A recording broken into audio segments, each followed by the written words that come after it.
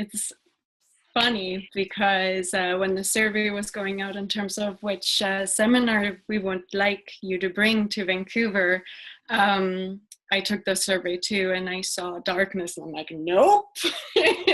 You know, there's definitely, you know, that reluctance and that resistance to going into darkness, simply because, you know, the understanding that I've acquired over the years of conditioning and taking on other people's beliefs of what darkness means. And I do put darkness and death almost in the same category. And as a society and as individuals, I personally see a lot of us kind of doing a little bit of this, when in reality, the darkness is really a really fertile ground for growth and for transformation and for empowerment. So despite my initial reaction, I'm super delighted that that was what the majority chose. So I feel like there's an indicator that we're ready to step into that.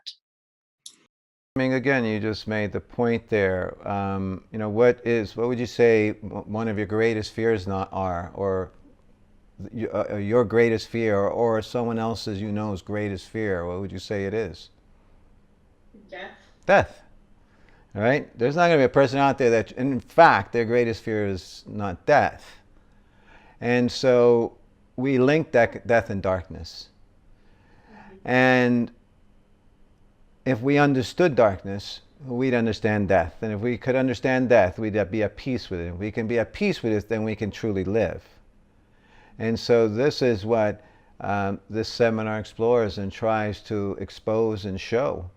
So at best, it would definitely give you a different perspective of death, a necessary different perspective of death, because death and darkness are in fact hand in hand.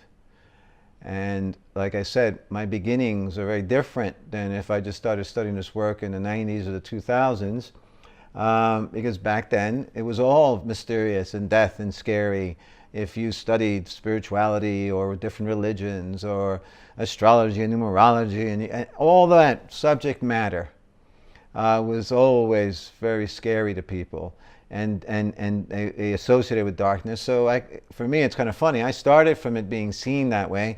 Not when the New Age period began, where it was all about light and clarity and love, and it was defined that way suddenly. The coin was flipped. So I got to experience the all of it, and we lost something by forgetting about the dark, sacred death aspect of it. To incorporate, to include. You know, there's not, the example I always give to people is, you know, look around and tell me what you see. And people will start pointing things out that they see. And I'll say to them, do you know that you would not be able to see any of that without dark, without shadows? You know, art students take courses in shadowing, right? It's the dark 50-50 with the light that allows us to see what is, and the dark is always here 50-50. So it's a really obvious and necessary, to me, foundationary kind of course that one can take to get a great understanding and give oneself more peace and ease to look at their difficult aspects of themselves, and not, you know, be so afraid, not lose their shit over, you know, what they see that they might call dark, and to, you know, to give you another way of being a little bit more accepting of it, so you can begin to make changes and adjustments. But it's the shying away of nothing dark. Well, you know, that's half the world, and you are pushing away. It's half a life you're saying no to.